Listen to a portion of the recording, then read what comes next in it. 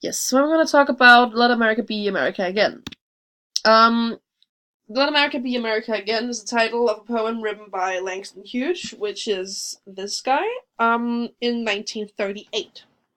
Now, the 1930s, were an extremely difficult time being black in America because they suffered from institutional racism and segregation. The whole society were parted in two, where the white people had the best benefits, they had the best educations, best jobs, and they could do all these things. But then black people, they were withheld from all of these things. They were put into school for Negroes and niggers only bathrooms, and they were only allowed to drink from certain water fountains in the local parks. Everything was segregated, and everything were made into a race thing.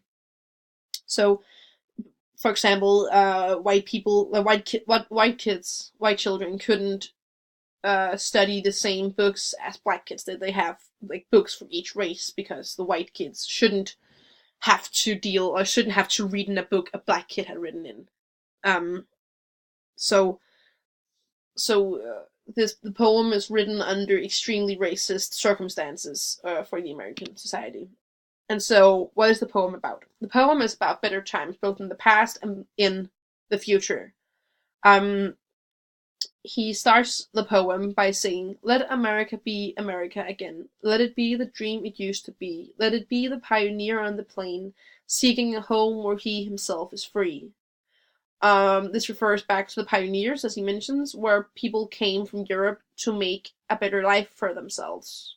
And I think that this is the idea that he wants to uh, go back to. Um, and then he also talks about not the opportunity, but the potential America has to become a better country. And we can see here on the quote I made down here, where it says, "A dream still be coming to me. Oh, let America be America again. The dream, the land that never has been yet, and yet must be, the land where every man is free." So he says that America really never has been a free country because even though the pioneers they had some good values coming over here, but then it quickly became into um, genocide of the Native Americans and then slavery. Um, so it was very good.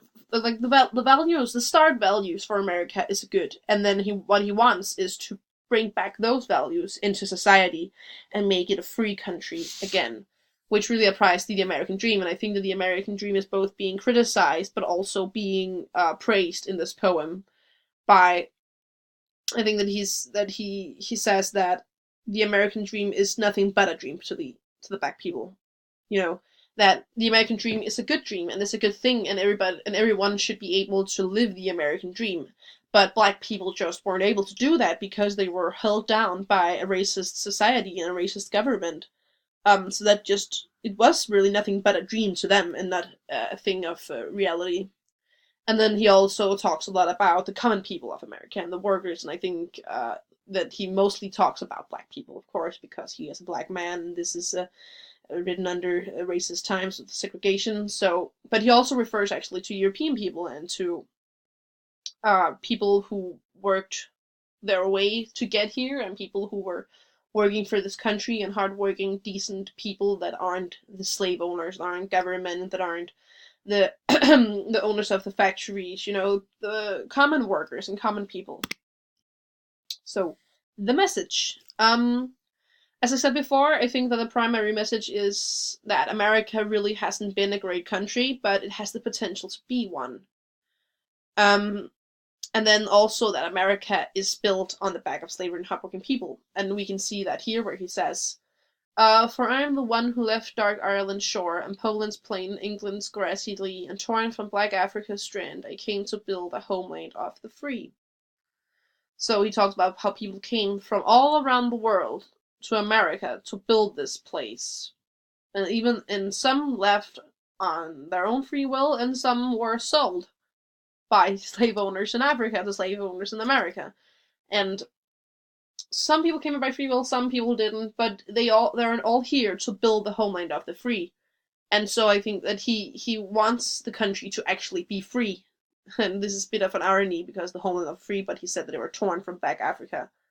Um, so um, and he thinks that in order to do this, in order to reach this free country that he wants and that he talks about, they have to reclaim America. They have to reclaim what is theirs. And he says this, as we can see here.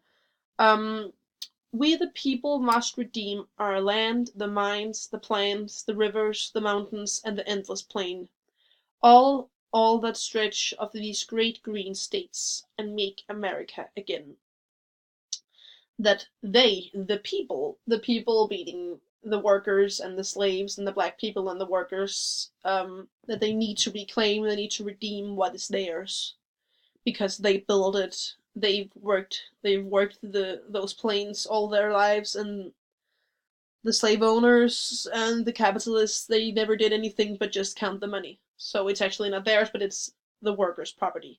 And then the point of view, it's written from a worker's point of view. Now, of course, the writer Langston Hughes, he is a black male, but the point of view from this poem is a worker's point of view, where you can see he says here, "I am the poor white, I am the Negro, I am the red man, I am the immigrant."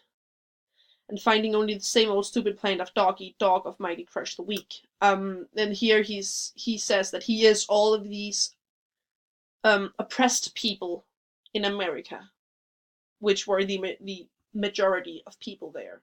The poor white, for example, is the factory owner. The Negro bearing slavery scars. They are the slaves, and the house slaves, the house workers, the red man, the Native Americans, and the immigrants that came to America afterwards. There was actually, even though they were white, even though they were Italian, for example, they were still being oppressed, and they were still being talked about in a negative way because they were immigrants, and America has had a strange opinion to immigrants, even though everybody technically is an immigrant. Then whenever there came a new wave of immigration, people were really critical of the ways of immigration. So it's from a worker's point of view, or a oppressed person's point of view.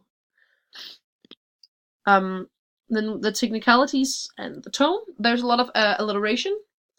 For example, let America be the dream the dreamers dreamed. We see this throughout the whole poem. And then we have a lot of anaphora, and I took the same example as before with I am, and I am. And we also see this throughout the poem a few times where he repeats himself. And this creates a lot of rhythm, and this also I think that it creates like a sort of statement that it makes it really powerful. I think the poem in itself, the tone is extremely powerful. This is not a weak poem. It's not talking for a place of weakness, but it's talking like I am this and I deserve this. And I think by repeating this, he emphasizes his points and his messages in the poem. And then we have a simile. I weren't able to find as many symbols and similes to think that it's a pretty straightforward poem without many metaphors or symbols, but I did find one simile where it says, "From those who live like leeches on people's lives, we must take our land again, America." Where the leeches, of course, refers to the white people sucking. Where leech is the little snail thing that lives in rivers and then sits on people's arms and legs when they cross the water, and then they suck the blood out of them. Then the leeches are supposed to represent the white people who are sitting on the skin of the workers, and the black people and the slaves sucking the blood and sucking the money and sucking all the work out of them.